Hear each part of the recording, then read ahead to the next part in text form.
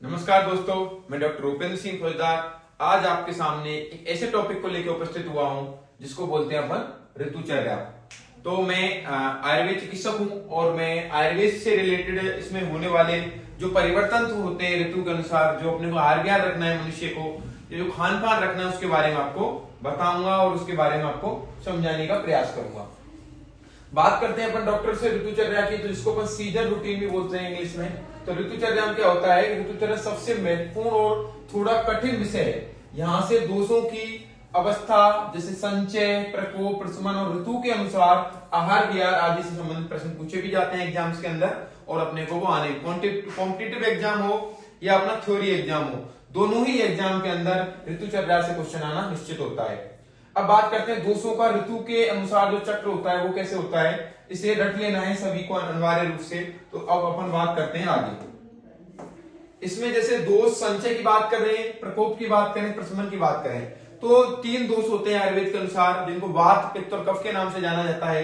ये जो तीनों दोष हैं, वात, पित्त और कफ, वात, पित्त और कफ, इनका संचय, प्रकोप और प्रशमन होता है। संचय बोलते हैं एक्युमुलेशन, जैसे कोई भी दोष बढ़ रहा है उसके ऊपर दूसरा दोष आता जा रहा है तो क्या बोलते हैं, उसका दोष का एक्युमुलेशन हो रहा है। आगे है प्रकोप। प्रकोप का मतलब होता है एग्रीवेशन, एग्रीवेशन मतलब होता है उस दोष का बाहर निकलना, और प्रशमन का मतलब होता है उसका पेसिफिकेशन या फिर वहां पर रुक जाना। इसको अपन समझने के लिए एक ऐसा भी समझ सकते हैं, जैसे एक अपन चावल बना रहे हैं, चावल बनाने के लिए अपन ने एक पतीला रखा, उसके नीचे आग जलाई, गैस हो या फिर किसी भट्टी हो या स्टोव हो।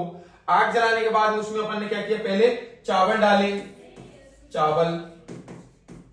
चावल डालने के बाद पानी डाला, दाल डाली, और उसको क्या किया, नीचे से अग्नि से गर्म करने लगे धीरे धीरे। अब जो चीज अपन ने डाली, तो ऐसे समझ सकते हैं दोषों का उस समय अपन ने क्या किया, संचय किया। क्या किया, संचय मतलब एक्युमुलेशन किया।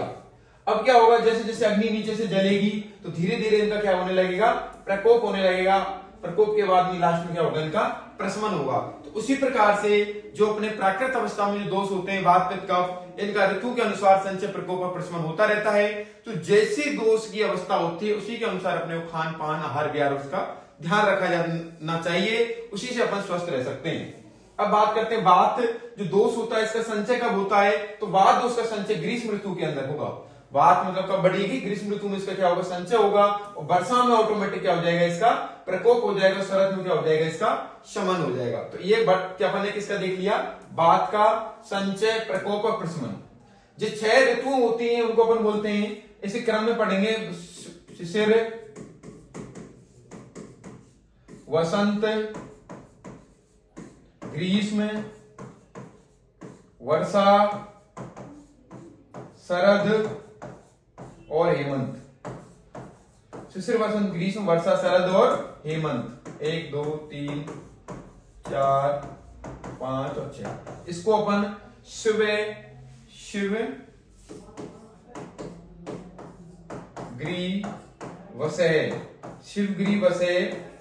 शिवग्री वसय से भी याद कर सकते हैं, इनका क्रम होता है उसी हिसाब से। जैसे अब जैसे किसी ऋतु, जैसे अपन ने 32 की बात की, ग्रीष्म ऋतु की, तो ग्रीष्म ऋतु में किसका, वात का क्या हो रहा है, संचय हो रहा है। तो ग्रीष्म में जैसे वात होगा तो अगली ऋतु में ऑटोमेटिक क्या हो जाएगा, इसका प्रकोप होगा, और उसके नेक्स्ट ऋतु में क्या होगा, इसका प्रशमन होगा।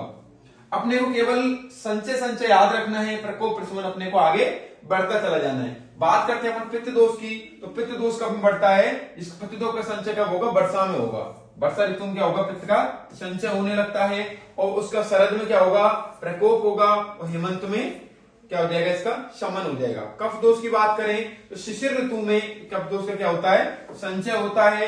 बसंत के अंदर क्या होगा, इसका प्रकोप होगा, और ग्रीष्म में क्या हो जाएगा, इसका शमन हो जाएगा। तो जैसे ऋतु चलती है उस हिसाब से वात, पित्त और कफ के क्या करते हैं, संचय, प्रकोप और प्रशमन ऐसे चलते हैं। तो अपन ने सारी चीजें ऋतु के अनुसार देख ली, जिस ऋतु में जो होता है उसी के अनुसार आगे बढ़ता रहता है। तो अपने को अब इसमें से कुछ प्राकृत अवस्था में अगर अपन बात करें, जैसे किसी को वमन कराना है, ब्रेचन कराना है, या फिर बस्ती लगवानी है, जो वात, पित्त, कफ की एक पंचकर्मा चिकित्सा होती है, तो सबसे बेस्ट रिजल्ट कब देती है, तो वो उसकी जो भी प्रकोप अवस्था होगी उसमें सबसे अच्छा। कि कोई भी दोष जब प्रकोपित होता है, अपनी उच्चतम अवस्था पर होता है, तब उस दोष को बाहर निकालना सबसे बेस्ट रहेगा। तो अपन ने देखा था जो कफ का जो बसंत ऋतु थी, तो बसंत ऋतु में अपन ने देखा था कफ दोष क्या है, इसमें प्रकोप हो रहा था।